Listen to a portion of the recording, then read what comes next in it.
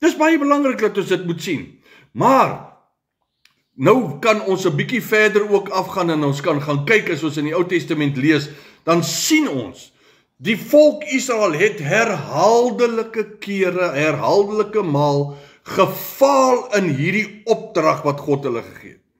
Hulle faal deur wetisme en nasionalisme. Hulle faal, hulle is ongehoorsaam, hulle hoereer agter ander gode aan. Ek meen, jy kan maar net gaan kyk, gaan lees net. Ek meen, as jy kan lees, jy het nie eens nodig om goed te lees nie. Jy kan net kan lees.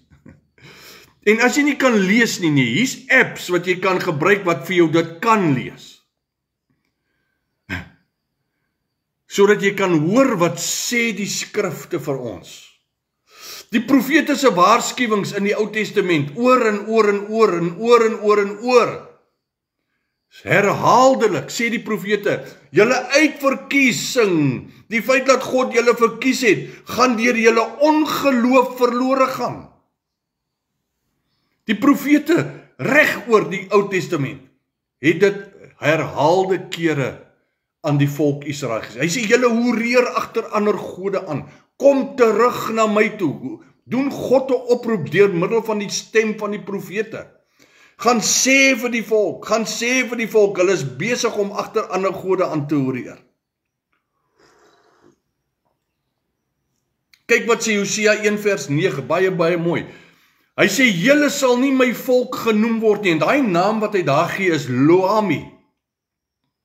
En Lo-Ami beteken, ek gaan 'n volk wat nie my volk is nie. My volk, ek gaan 'n volk wat ek nie uitgekies het, die gaan ek nou kies om vir my te gaan vrug dra. Ek gaan hulle nou kies om my woord, my heerlikheid, my heerskappy, my regeringskap aan die wêreld bekend te maak.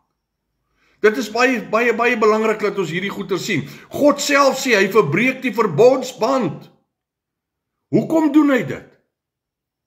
God sê self, hy verbreek die verbondsband. Hoekom? Omdat die volk Israel, die Jode van daai tyd, die Hebreërs, in ongeloof gewandel het.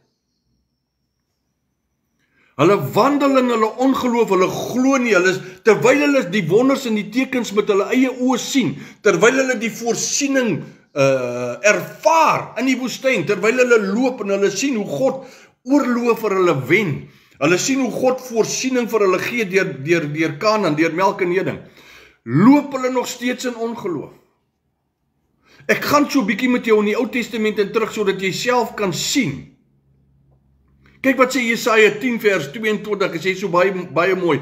Hy sê, al is Israel so talryk soos die sand van die see, net 'n oorblyfsel sal gered word. Mense, wat het dit veroorsaak? Hoekom het dit God genoop om so iets te sê? Hulle ongehoorsaamheid. En as gevolg van hulle ongehoorsaamheid het hulle in ongeloof gewandel.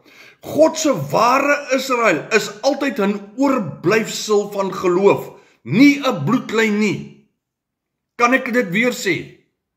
God se ware Israel is altyd 'n oorblyfsel van geloof, manne en vroue wat glo. Dit gaan nie oor die bloedlyn nie. Dis baie belangrik dat jy dit besef. Die Ou Testament, in die Ou Testament is Israel se ontroheid en afsnyding lank al voor die tyd bepaal. Dis bepaal en dis voorspel. Hulle het nie God onkant gevang omdat hulle nou ongehoorsaam was nie. God het nie van sy hande in sy hare gedrink gesê, hulle is ongehoorsaam, hulle wil nie vir my luister nie. Wat gaan ek nou maak? Dit is nie wat gebeur het nie. Jy sien, God het geweet vooraf wat gaan gebeur en daarom was sy plan klaar neergelê in Christus. God het nooit vir altyd 'n volk beloof buite die verbond van gehoorsaamheid nie. Kan ek dit weer sê? God het nooit vir altyd 'n volk beloof buite die verbond van gehoorsaamheid nie. Dis baie belangrik. Kyk wat sê Deuteronomium 28. En Deuteronomium 28 is 'n baie belangrike gedeelte om te lees. Daar's 15 verse wat seëninge inhou. Kyk wat sê dit, hy begin sommer met, as jy dan noukeurig luister na die stem van die Here jou God. Wat is die voorwaarde?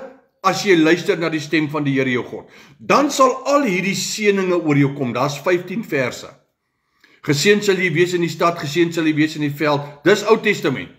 Maar hierdie hele hoofstuk het 65 verse. 15 van hulle is seëninge. Die res is vloeke. Wat sê hy? As jy dan nou nie luister na die stem van die Here jou God nie, dan sal al hierdie vloeke oor jou kom. En een van hierdie vloeke is, ek sal jou uitwerp as 'n volk. Gaan lees dit maar self. Ek sê vir jou ook waar dit staan, so jy kan dit gaan opsoek. Deuteronomium 28, vanaf vers 15 tot vers 68. Kyk wat sê, as jy nie luister na die stem van die Here jou God nie, sal al hierdie vloeke oor jou kom. Met ander woorde, hierso is die punt wat ek wil maak, as dit by hierdie skrifgedeelte kom. Hierdie punt is, die verbond wat God gehad het met Israel, was voorwaardelik. Daar was voorwaardes aangekoppel. Afhanklik van gehoorsaamheid. As jy luister na die stem van die Here jou God. As jy luister, dan sal. As jy nie luister nie, dan sal. Met ander woorde, daar's voorwaardes aan verbond. God se uitverkiesing was nooit 'n vrypas vir ongeloof nie.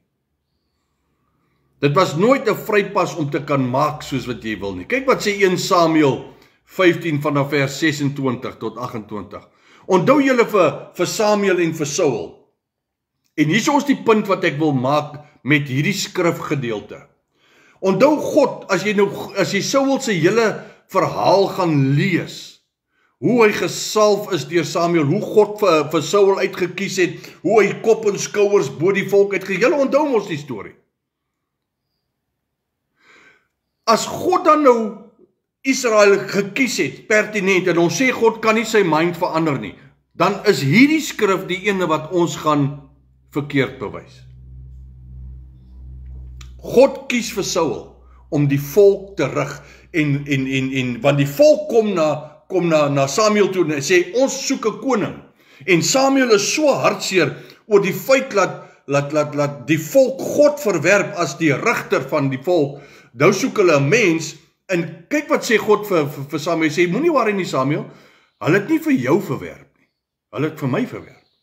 Maar hier kom, nadat Saul met ongehoorsaamheid en ongeloof die volk gerig het, in 1 Samuel 15 vers 26, kom Samuel na Saul toe. Kyk wat sê hy.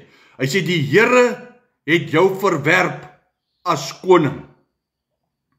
En hy het die koninkryk van Israel van jou af afgeskeer en vir 'n ander gegee. Nou wat sê ons nou? God het vir Saul gekies, maar Saul se ongehoorsaamheid en sy blaatante ongelowige handel en sy ongehoorsaamheidswandel het gemaak dat God sy gedagte verander het oor Saul homself.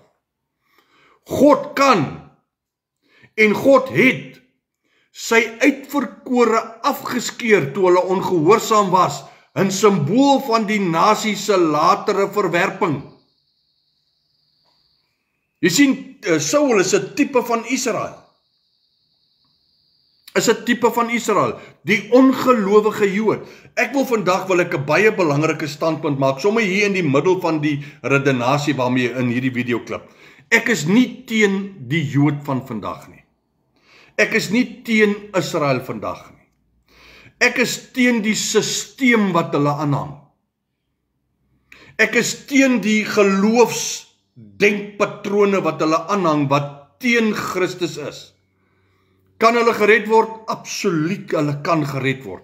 Is redding beskikbaar vir hulle? Absoluut ja, redding is beskikbaar vir hulle.